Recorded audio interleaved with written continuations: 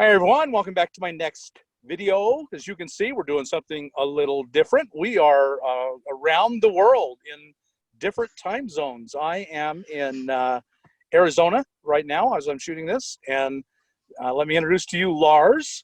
And tell us, Lars, where you are. Hello, Bob, and everybody who's watching. Well, I'm in Denmark. I am Lars, and also known as the nomadic Dane. So, yeah, Central European time here. Yes, we have quite a substantial time difference. I know we have a lot of interest in the United States and probably across Europe as well, across the world, about what it's like to be a van dweller in Europe. And so I just thought you could share with us your experience, how long you've been doing it, how does it work, and then maybe we'll talk a little bit about how an American go to Europe and travel as a van dweller. So just tell us your story. How long have you been in a van? Well, the van I'm in now, my Volkswagen Chiron, also known as the Raven, I've been in that for 2.5 years. And then I did 2.5 years before that in a travel trailer pulled by a Skoda Octavia. So yeah, I've been a nomad for 5 years by now, living in a house like normal people, And one day I came home from work and cooked my dinner and went to sit in the butt-shaped hole in the sofa in front of my telly, like everybody else. And I was thinking about that I needed to find a new place to live because I lived in a time rental or a time limited rental. And I was like, well, I need to find somewhere else to live. And then I figured it's actually kind of stupid. I use this house to sleep, to cook, eat, and sleep. And the rest of the time I'm at work to make money so that I can live in this house. And it was just like, and needing to find a new place, then you have to pay a deposit. And every time you pay a deposit, when you move out, they keep the deposit. So every time you waste a lot of money. And I was like, there must be another way to do it. And I went online on my computer and started looking at YouTube. And then I was like, I could do that. And then I started looking at videos, and the entire evening went looking at van dwellers around the US. And I couldn't find any Danish people who did it, or European for that matter. It was all Americans. So I was like, well, go for it. And literally a month later, I bought a travel trailer and a Skoda Octavia and moved in. And actually, already the next day after this evening where I was sitting in the sofa and thinking about my life, the next day I told the owner of the rental that I wanted to move out. So, and a month later I moved into the trailer, and I never looked back ever since. I've been enjoying life so much. And I had 25, 30 different places within half an hour's drive of my workplace where I could stay. Around 2 years and a bit, I was laid off from that job. I actually said thank you to my boss because I needed the change. So I literally went to his office, gave him a hug and said thank you. And he looked very confused. And then I found the job that I have now, where I work for a company where we drive around to different shops and fix up things and put up new displays and stuff like that.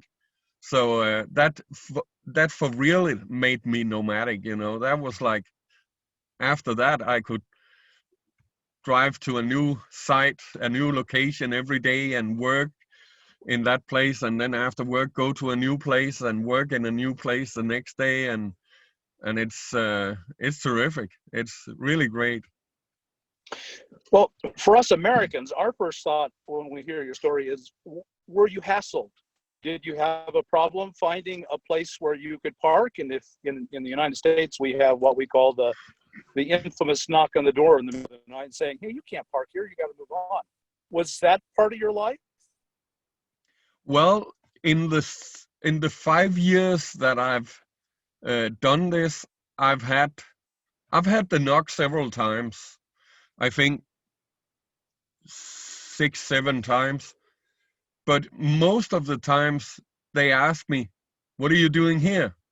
And in Denmark, the answer you have to give is, "Well, I was driving and I was too tired to drive, so I had to sleep." Because the law actually state that you're not allowed to drive when you're tired. So if you give them that answer, the police are not allowed to tell you to drive off, because then they tell you to break the law. So they have to let you sleep. So that's kind of a, a way to go around it. Thing is that the European countries have their own laws. So driving to another country, you need to kind of have to look into what kind of laws they got in that country. And of course, talking to people from those countries makes that easier. And actually, I do have a Facebook group for people who live this way. And of course, in that group, we have people from all over Europe. And that way, if you have questions, you can just ask it to the group, and someone will say, "Oh, okay, I'm from example Germany, and here the law is like this and that," and that makes it easier. In the Netherlands, it's actually illegal to sleep in your vehicle in general. But they do have they actually have quite a lot of free parking spots, RV parking spots where you can park. Last time I was there, just this summer, I met in one of these authorized camper spots. I met 2 German girls who were driving each their camper van, and the first night they were in the Netherlands, they actually got fined 150 euro each for parking in nature. Wow. So it down there you only do it if you really know this place is good. So you need local knowledge to do that. Hi everyone, just a quick interruption of today's video. A word from our sponsor. Oh, wait a minute. I don't have sponsors. I'm the sponsor. So this is a word from me. I have classes now for people who are brand new to the road and who really need everything in one place. I'm offering classes on Skillshare.com and Udemy.com. They're 5.5 hours of content over 19 courses, and I try to answer every question that every new person has asked me over the years. So if you need one place to find everything you need, you just go to Skillshare.com or Udemy.com, and they're there waiting for you. On Skillshare.com, the model there is you buy a year and all the courses that are on Skillshare are available to you in an unlimited quantity. On Udemy, the platform is you buy a course at a time. If you want all the information you need in one place, it's there to the very best of my abilities. It's there and waiting for you. Go take a look. There'll be a link down in the description below, or just go to Skillshare or Udemy.com and type in Bob Wells Cheap RV Living, and you'll find the course. Now back to the video. Why don't you give us all your social media? Are you on, you mentioned Facebook, so give us that. And if you're on YouTube, give us that. Yeah. My YouTube channel is called Nomadic Dane. Facebook group, Full-Time Van Dwellers, is Full-Time Van and RV Living Europe. Well, I should ask before we go any further, are Americans welcome to join? Sure, they're welcome, and they can get a lot of information, and it's great. Do you have a feeling for how many people are van dwelling or RVing full time in Europe or in your area? I know that in the Facebook group, there's only 15 Danes. But I know that both in Sweden and especially in the Netherlands and also Germany and a lot of other European countries, there's a lot. So in the Netherlands, it's very, very popular. And why it's not very popular in Denmark, I have no idea, because it's so easy here. So it's but I think it's because people don't know how easy it is. Right. I think a lot of that comparing Europe to the United States is the United States has an extremely poor safety net or social Yeah, structure. So yeah. it's common. I mean, it is very common in the United States to grow old and not be able to have enough to live on and be able to pay the Mm. rent. So Right. a lot of the people that are listening to this simply have no choice. They have to live in a vehicle. And I Yeah. don't think that's really true in Europe, is it? No, and especially not in Denmark. We have a very good safety net, and um, we have a very good safety social system where if you lose your job, you will get taken care of. You don't get a lot of money, but you get enough money to you can be all right, get a place to stay, and so the amount of homeless people in Denmark is quite low. Um, and yeah, maybe that is one of the reasons. But when I look at my friends in the Netherlands example who live this way, it's not because they had to, it's because they want to. So because Netherlands also have a good safety net. Yeah, all groups, all age groups and all social groups, but I haven't met anyone who had to do it because they couldn't afford not to. Right. That just doesn't happen in Europe. You don't get old and live on nothing. It's common in the No, United States, but I don't think it happens in Europe. What kind of no. vehicles are in Europe? I think the most popular vehicle here is the Sprinter van, the Mercedes Yes. Sprinter. Because the high top and you can get it in three different lengths and all, and because you got standing height in there, and that's brilliant. Um, but so yeah, a lot of work vans like that, big and small. That is for the younger generation or for the full-time generation, for the van dwellers. That is the most normal choice is the work van. That's the thing in Denmark. The tax on vehicles is so high. We actually have 150% registration tax on the vehicle. So if the vehicle from the factory costs 100,000, then on the road it costs 250,000. So it's just outrageous. So after 5 years of living mobily, you haven't lived in a traditional house in 5 years. Are you glad you did it? And do Oh, you plan to continue? totally. I'm very happy about it. I did it. It's the best thing I ever done. Really, it's wonderful. I love the freedom, and well, let me put it this way: I haven't looked back. I haven't. It's the best. We should talk about your gathering.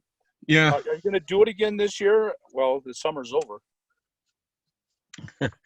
yeah. Well, we did it in August, and we are gonna do it again next year. The gathering is for a week, and this year it was the last week of August. If Americans are in Europe at the time and in a vehicle, can they join you? Of course they can. Okay, then let's cover the idea of Americans who are interested in going to Europe. In America, the idea has been forever, maybe after college or before college, you go to Europe and you Mm, backpack around. And so yeah, taking that idea, and with the hostels, that's really, and the trains, it's pretty practical idea. yeah, Is that a practical idea to spend a month, 2 months, 6 months, a year in Europe for an American and buy a van and live in a van? Is that a practical idea? yeah. It's durable. It is. Um, and I know of people who do it. As I say, we do have Americans in the group who have. I've seen they ask questions. Where should I buy a van? Where should I register? And so on. So it's possible. It is. So I was registered for 2.5 years as address unknown, and it didn't put any limitations to my life whatsoever. So in Wow. Denmark, it's possible to register without an address. I had a vehicle, I had insurance, I had everything, bank card, everything, health insurance, whatever. Yeah, no problem. Wow, that's amazing. Um, yeah, it is. So if an American is interested in or anywhere in the world traveling to Europe and buying a van and traveling around in it, they should go to your Facebook page, because that's where they're going to Yeah, get that kind of in-depth knowledge on the different exactly. countries. Yeah, yeah, And the best way to get local knowledge is to go to your Facebook page where there are locals. yeah. That is an app you can download called Park and then the number 4 night. I don't And even know it's if it's actually available. valid for the entire world. Oh, Mhm. I've not used it. I'll download it No, today. yeah, it is. How to you say user controlled app. You can add locations, and then other users of the app can see the location and they can say, okay. And there are obviously both paid location, but also free locations and day parking and night parking and so on. You know, I have Anything to say, else that we haven't covered that you'd like to cover before we quit? besides, I would say that if people are fed up with their lifestyle and that they have too much stress in their life and just need a change, then go for it. And even you live or even you work in a fixed location like I did in the beginning of my RV lifestyle, you can still be a nomad, you know. Of course, it's easier if you have a nomadic job like I do now, or a lot of my friends do. But I also know a lot of people who have a job in a fixed location and they still live out their dream. They still live the nomadic lifestyle and enjoy the freedom of. And for me, it's like when I finish work, I feel, oh, now I'm on vacation, you know. And then yeah, okay, next morning I have to go back to work, but the time I'm not working, I'm on vacation, and it's just yeah, it's great. Just go for it. Find your happiness again, you know. Find your freedom. Um, because as I always say in the end of my videos, life is good, and it truly is. And I found out when I started living this lifestyle, I got my happiness back, really, because life is good. Right. Yeah. But really wise words. Thank you for sharing those.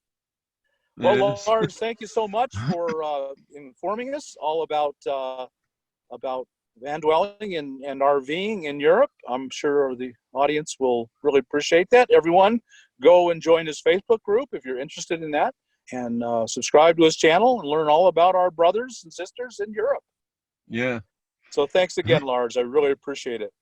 You're And stay tuned, welcome. folks. We'll do a tour coming up as well. So, folks, if you got anything out of this video, and I know you did, like us on YouTube, subscribe to the channel, hit that thumbs up button, and we'll talk to you later.